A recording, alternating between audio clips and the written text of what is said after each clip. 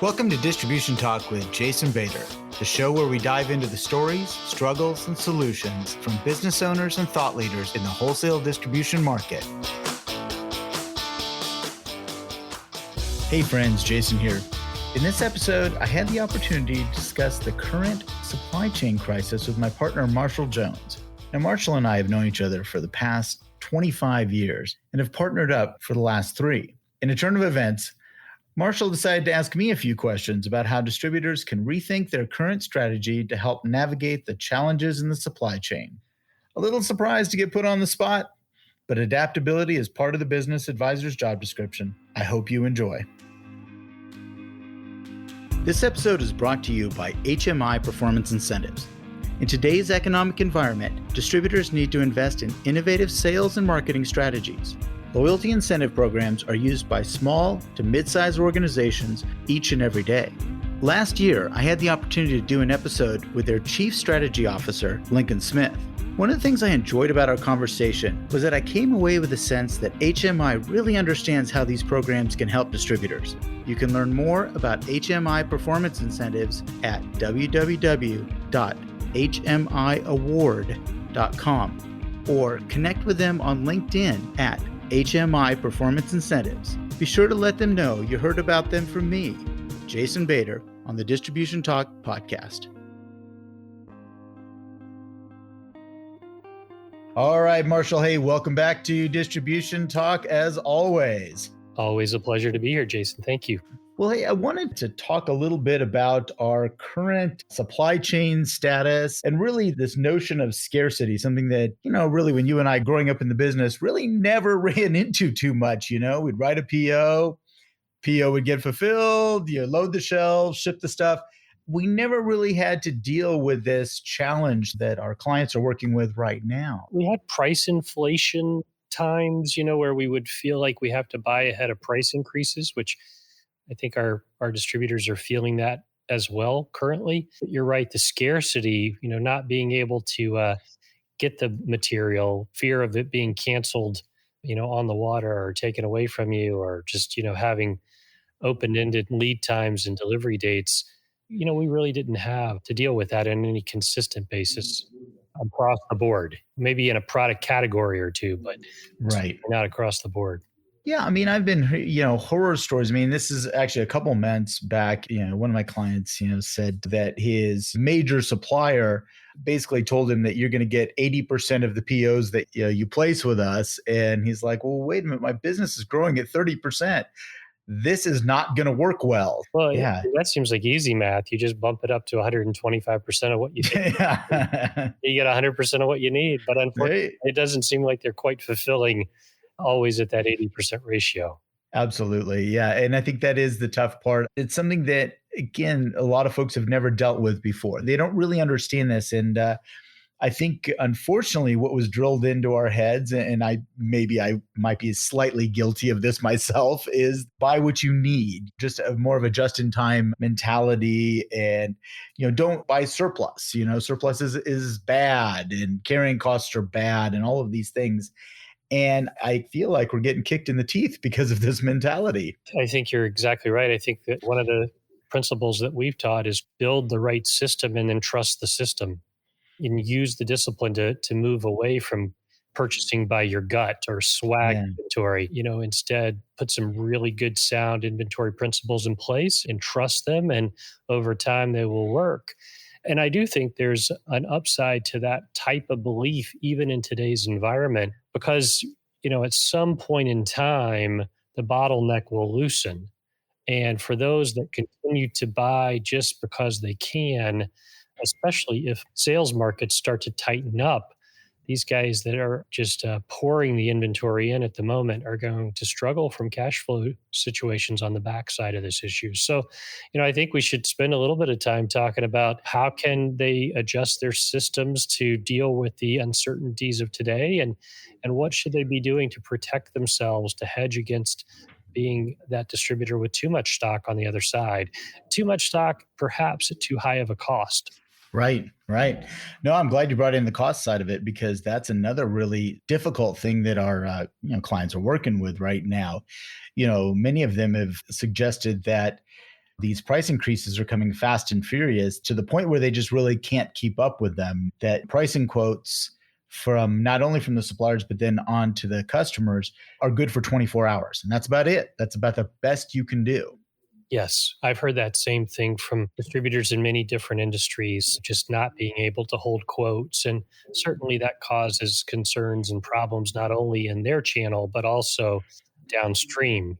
If they're working with subcontractors, then those subcontractor quotes are only good for a short period of time to general contractors. The general contractors' quotes are very cloudy when it comes to the developer or to the home buyer or whoever they might be supplying, or the OEM, whoever the final purchaser is. And all that uncertainty has got to be creating some situations where there's going to be errors made on one side Yeah. or the other. And certainly our distributors need to really think through the decisions they're making today and the impact that they'll have on their business come tomorrow. Well, really stepping back actually to your original comments there and thoughts about, what should people be doing right now? Because right now is very uncertain. And really, I don't think that even, the quote unquote inventory experts, and those folks, I think they're on shaky ground as well. I don't think that the principles that they've grown up with or maybe been teaching for a while, myself included. Hey, you're one of them. You're one of I those. am one of them. Yes, exactly. I'm from the Gordon Graham school, that I had this pretty clean outlook on it. And there was a couple nuances later, but boy, the stuff that I've been teaching and preaching for a while is just, it's a little circumspect right now, Well, what do you think some of the tweaks that our distributors can use to adjust their Gordon Graham style of inventory management to take advantage? Because really, crisis creates opportunity, and Mhm. I think we're in a bit of a supply chain crisis. We certainly have felt like we've been in one for the last 120, 180 days. And as we navigate that, what are some tweaks that distributors can do? Marshall, one of the things that's come to me, and I really thought about this one, is looking at a couple of different things. One, who am I selling to? And really taking a good hard look at the customer base that I really want to cater to. So I think that unfortunately, a lot of folks, they would stock for everybody. They were really stocking for the next sale yet to happen. They would never say no when someone would place an order based on who it was. And I think this is kind of a tough intestinal fortitude type of behavior that folks are going to have to take a hard look at. In other words, allocating product to the very best customers that you have. And if you don't have a good handle on that, who your best customers are, and I'm talking about the ones that actually pay you, not the biggest, because the biggest aren't necessarily your most profitable customers. I think all of us rationally can look at that. But I think that being very cautious about allowing your inventory to go into the hands of people that now all of a sudden want to be your best friend. They've been cherry picking you, and they just kind of slide quotes. You've been trying to court them for a long time, but now all of a sudden they want to be your best friend. Maybe you need to step back and take a look at that relationship and say, I think I'm going to reward the people who have been there for me the whole time. That's kind of one area I would look at really, really heavily. Is you're going to have to be in the allocation game. And I think that's a very different situation for distributors. Now, manufacturers have been in this for long. They understand allocation. They understand, looking at their customer base and making decisions like that. Distributors have not really had to do that, or just have not practiced that. Well, let's talk a little bit about that. What are some lessons that the manufacturing community can create for our the distribution side of the business? Well, I don't spend a lot of time on the manufacturing side, so I'm not exactly sure what they're thinking, what their thought process is, but I have to believe that it is going to be some sort of combination of paying on time. I mean, I think that's kind of part of their deal, and margin opportunities with a particular customer, but then also probably consistent flow. I think that's another thing. Manufacturers, and this is something, again, going back and really understanding, that book that Michael Marks put together. Remember the one you were famously quoted in. I think working at cross purposes. But talking, it was actually really eye opening for me that manufacturers make money by utilizing capacity, and so I think that that's probably part of that equation as they are trying to evaluate who their customers are that are going to receive greater allocations versus others. So if we step back and say, all right, I don't know if we can use that particular one, but I will say that, that net profitability mathematics, looking at, your cost to serve, cost per order compared to the margin that you are receiving from this particular customer, that's going to give you a look at who contributes to your bottom line versus who does not contribute. And, I hate to say it. I mean, this is kind of the bearer of bad news that a vast majority of the customers on your books technically negatively impact your bottom line, and it's a harsh reality. Yeah, I echo everything that you said. And I'd like to dig deeper into helping our distributors figure out just who those providers of profit are. We'll talk a little bit about the formula that they can apply and just a quick and easy way to determine who they provide that product for. And along those lines, I think what we're going to find is that the profitable customers for a distributor are often the type of customers when we are thinking about the manufacturers and who they choose to allocate product to. One of the criteria that I always saw from the distribution side was that the folks that seemed to support the breadth of a manufacturer's line. Yeah. So if you didn't cherry pick a manufacturer, if you really broadly supported with inventory their line, they were more apt to provide product to you. And that even in times of tight supply, that if they felt like they could broaden a distributor's support through a time like this, they would use it. And that's probably a lesson that our distributors can learn too. If all a contractor buys from you are toilets, and toilets are tough to come by at the moment, maybe you want to hold your toilets back for the guy that buys the pipe and buys the glue and buys the safety products and all the other things that you bundle together in your basket to create a more profitable mix than just that individual that buys a handful of toilets from you at a time. So, maybe you can talk about how you come to decide who that profitable customer is for a distributor. Yeah, I mean, I can certainly go through that, that formula, the math and the well, it's really more of a spreadsheet. It's not necessarily a formula, but it's more of a spreadsheet, Sure. but I can kind of walk through it really quickly. But I wanted to touch on something that you just said. I think that there is an additional element, not only the customer profitability analysis, where you can figure out the net profit contribution. And then secondly, adding on to that, the payment history of that contractor. But I think there is a third one that you just touched on is that category participation. Who is really looking at all of the basket that you have, the whole deal. So rather than, as you said, buying out of one category, in this case, toilets, that if they are buying out of 5, 6, 10 categories, then I think that they are probably a more desirable partner long term. I think that is part of that decision-making criteria. And that's who I would allocate product to if I were going to do that. But stepping back to your question about that formula, really, I think one of the easiest ways for the listener is they can certainly go to a website and look at a previous article talking about this, and it's customer profitability analysis. I think I called it distribution power tools, customer profitability analysis, and it actually walks through all these steps. But I'll just do it really, really quickly for the audience. When you're looking at this, you need to look at someone who's been doing business with you for full 12 months. Because anything short of that, the numbers are going to be skewed. The math's going to be skewed. It's not going to be a fair comparison against others. So once you've determined that, you capture in these columns, it would be the annual sales, annual cost of goods sold, ultimately getting down to annual gross margin. I think that's really the gross margin dollars. That's kind of one of the more important ones.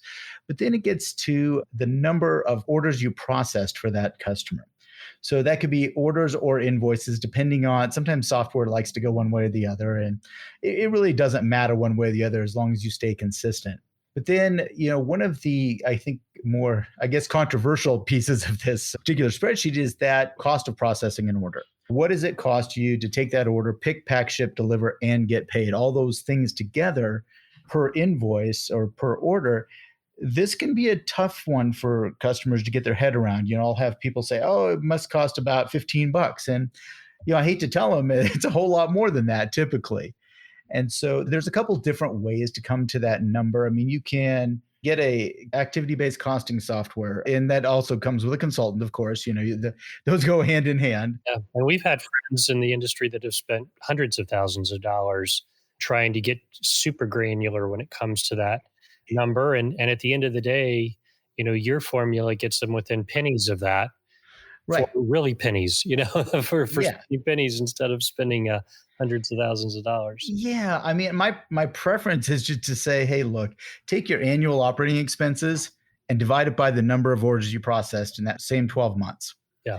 It's going to get darn close. I mean, and I think really, if we remember that cost of processing an order is just a way to index these customers, it's just an indexing tool, then I don't think we need to spend all that money and all that time and energy on trying to get to the perfect cost of processing an order number, or that what does an order cost you. If you get down to a rough dirty number, let's say it's 65 bucks, then you have a way to index your customers going forward. So I don't like to see people get all hung up on this. And the other thing I see people get hung up on is when their number is massive. For example, let's say $212, or I had one, somebody that saw me speak a while back, and their number was $20,000 or something like that. And it's the nature of your business. If you have very few orders and they're really, really large orders, you can only divide it so much. That's the way it is. So I think people need to be careful about getting too hung up on what that number is, and just get a number established and then start indexing things. So, okay, so you've got all of those things. Now you know the cost of processing an order, and you know how many orders that you've processed for that customer. Multiply those together, and it's really going to come up with what is your cost to serve. That's it. And so it's an amount of money that it costs you that in all of the services that we provide, and really all your operating expenses. And that's what roughly it costs you to take care of this customer. Now, you take that and you subtract it from the gross margin dollars that you originally received over that 12-month period, and you're going to come up with this contribution to net profit. Now, is this perfect math? Absolutely not, but it's pretty darn good. And again, this is a way to really rank the people. That's it. That's all this is. And it's easy and effective. You get an immediate measurement that says if it's a positive number, they're positively contributing. If it's a negative number, they're taking away gross margin dollars from those profitable customers, contributions. So it's Right. a really quick way to develop a measuring stick. And it also, sometimes I like to refer to it as the Jack Daniels or Maalox, report, because you probably want one of those next to you, when the first time you do it. You're going to have, there's some scary stuff that comes up. One big thing is that for most distributors, only about 30% of their customers actually wind up being net contributors. And that's scary. All of a sudden you're like, oh my God, what am I going to do here? And the other thing, is that the names in that list of positive contributors, you might not see your buddies. You might not see the companies that you thought were your key accounts. And that's also scary. You might see those folks way down on the list, down in that negative contribution area. And so that is going to cause some fear. So it's definitely not for the faint of heart. But I think if people will go through this analysis, and all of these numbers are very readily available, that's the other part about it. And some of the better software actually have canned reports that'll just do this for you and help you rank the people. But for almost any package, a simple query brings all of this information out. And most IT departments and certainly the distribution team would be happy to help distributors out there get the tools together to put this report into action. Sure. But it is extraordinarily effective. And I would echo what you're saying about, only about 30 to 40% are going to be net profit contributing. You don't want to get rid of all 60. Oh gosh, no. And even when it comes to allocation, kind of what brought us into this topic, you wouldn't only want to allocate product to the top 30%. You've got to continue to keep probably about 95% of the customers that are on that list reasonably happy in order to sustain your business. But this will at least help you put some percentages around the kinds of allocation that you might get into. Or perhaps you can extend quotes a little bit longer for this top 30%, or do a few things that you just be purposeful around the actions you take relative to this tightening of supply. Mm-hmm. When it comes to your net profit contributors versus those that are folks that kind of suck profit out. Yeah, I think that's it. And really, Marshall, if you take that analysis in conjunction with the other two things that we spoke about, the payment habits, one, and then How much are they digging into the whole basket? How many categories are they participating in? Those three pieces together actually give you a pretty good decision making tool on who you are going to hang on to these precious resources for. Yeah. Because I think just from our experience and what we've seen with our distributors that we work with, if you just listen to sales, everybody's going to qualify for one. Sure. And offer, Yeah. just listen to purchasing. Nobody should get anything. Nobody gets nothing. So Yeah. I think there's a little bit of Yeah. balancing that operations, that sales management, that purchasing, that you all work together as a team to really feel good about the way you approach this very challenging situation. And you feel that not only are you going to do the best to serve your customers today, but you will retain the customers that you want to keep on the other side of this, and maybe add a few new ones. Hmm. Marshall, I think it is interesting. When we look at this, as you said, sales has one opinion and purchasing has another opinion, and I'm sure the finance side has another opinion. Now, everybody's got their opinions in here, but I think the more we can rely on data and the more we can rely on facts, that it's really going to pull that emotional side out of this decision making, and we can really get down to, okay, what is logical? And I think that really trumps a lot of this emotional, well, I like them. And, and then they have the potential word and things like that. That gets us in trouble. Yeah. Jason, I'm sure our listeners would love to have you put a link to that article in the show notes. I definitely will. Yeah, absolutely. And also, I think, even better, I'm going to go ahead and I have an Excel spreadsheet, that I have done, and somebody can get a hold of me and they can have that Excel spreadsheet that really lines out all of those columns that I described there. And that's for anybody to use. It's one of those things. I did not make it up. I freely took it from somebody else. And so I'm freely giving it on to anyone who wants it. Rarely do I have those original ideas. Yeah, it's an old idea. It's useful in times of plenty, in times of scarcity. It's in times of good and times of bad. In just your everyday decisions when it comes to the inventory that you choose to put on the shelf, the programs that you provide for your customers. It's just so useful in so much of your business that it's a tool that it's been around for a long time, but not everybody uses, not everybody's seen. And they certainly wouldn't perhaps think about using it in a time like this to make some decisions that would be very helpful for running their business. And that's the discipline that comes from kind of working with somebody that's kind of been down that road before. You've seen just how valuable a tool like that can be in all of these different settings and how to apply it, how to get people to buy into it, which is just as important as using the tools properly. One other area that I was thinking about, not only, really understanding the customers and choosing, who you're going to play with, but also re-examining your communication method with your suppliers and re-examining how we tell them what we really want. And I think that, again, we've relied on, well, I give you a PO. That's how you know who I am and what I want. But I think that the better distributors have developed methods where they will, share projections. I know that it's a little bit of crystal ball forecasting, that we're not perfect in this, but for the most part, we can look at demand and say, all right, I think we're going to use about this much over the next 6 months. I've got a pretty good, especially I've been around the block for long enough, and I really understand product movement, that we should be sharing that information a little bit more than maybe we are today. Mm-hmm. I think today it really offers us a time in this pandemic to work with our manufacturers at a little different level. I mean, obviously there's some Zoom fatigue out there, but if you're uncomfortable bringing folks into your organization, a day-long summit of your leading manufacturers, whether you do it on Zoom or if you're comfortable and they're comfortable, bring them in, reestablish that physical connection if you can, and bring your top 15 folks in and block off a little bit of time for each one of them individually, have a small group get together with your senior leaders and just reestablish those roots and let them know that you're looking forward to working with them through this tough time today and on the other side of it, whatever that may bring. It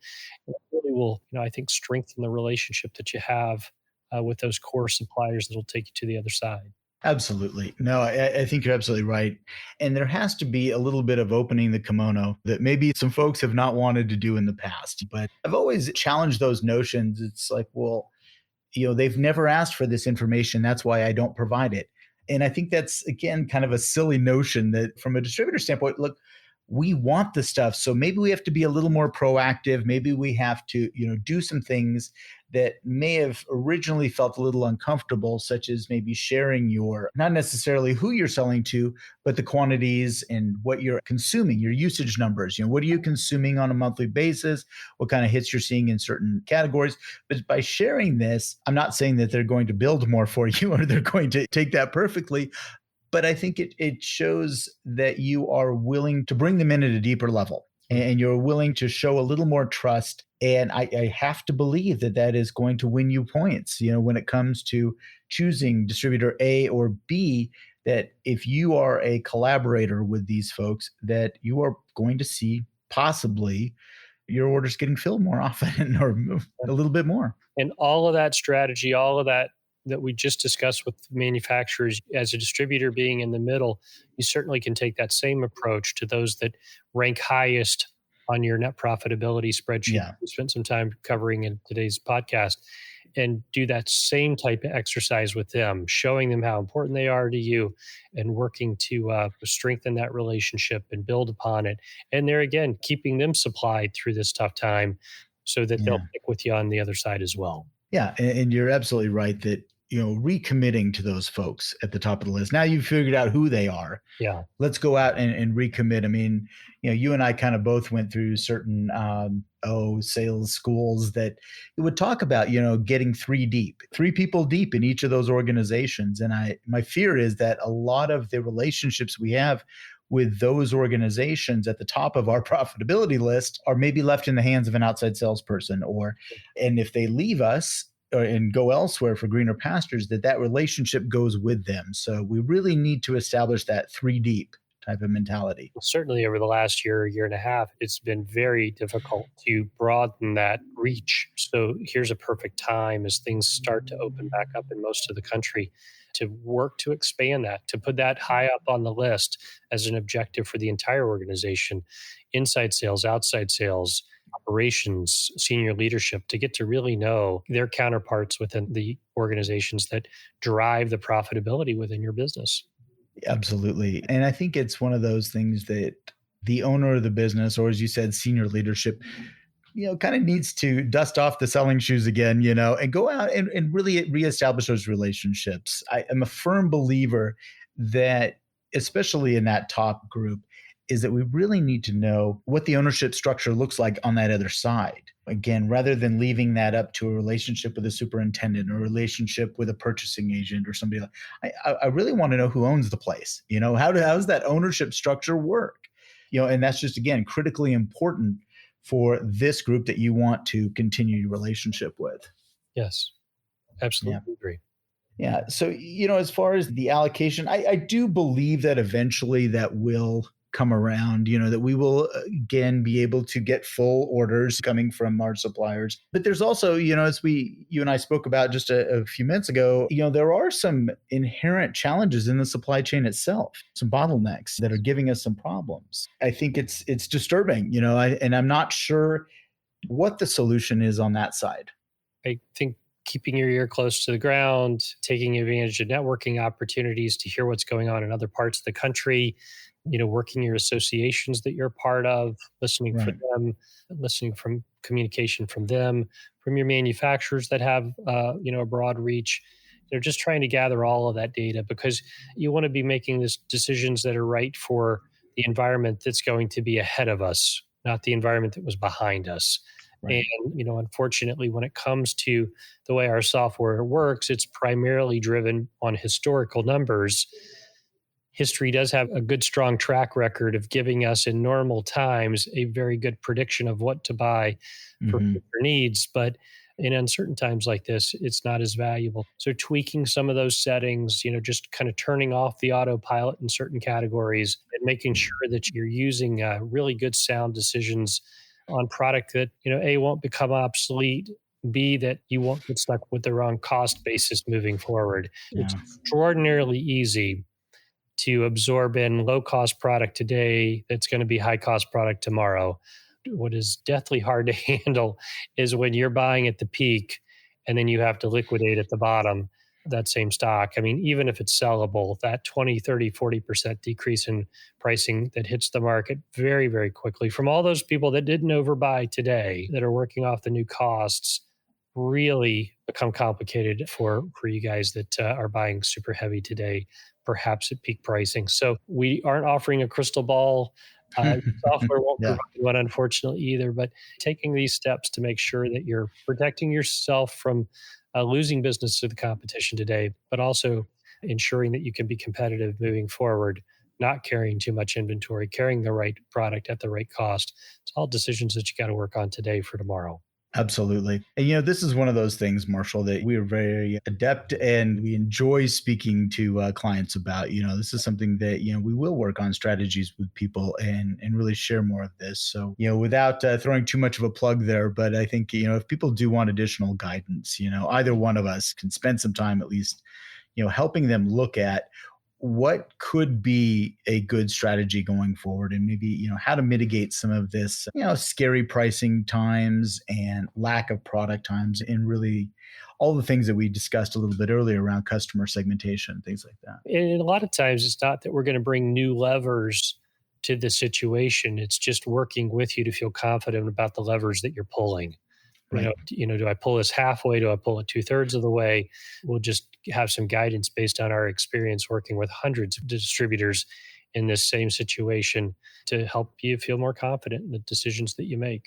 Absolutely. Well, Marshall, hey, always a pleasure, to get a chance to banter this stuff around. And, as you and I get a chance to speak to a lot of distributors, through our pods and through our Connected Peers program. I mean, it's great because, now you and I get to, come back together and chat about this a little bit. And it's enjoyable. So, yeah. Had a great time. Thank you. All right, my friend. Take care. You too. Thank you for listening.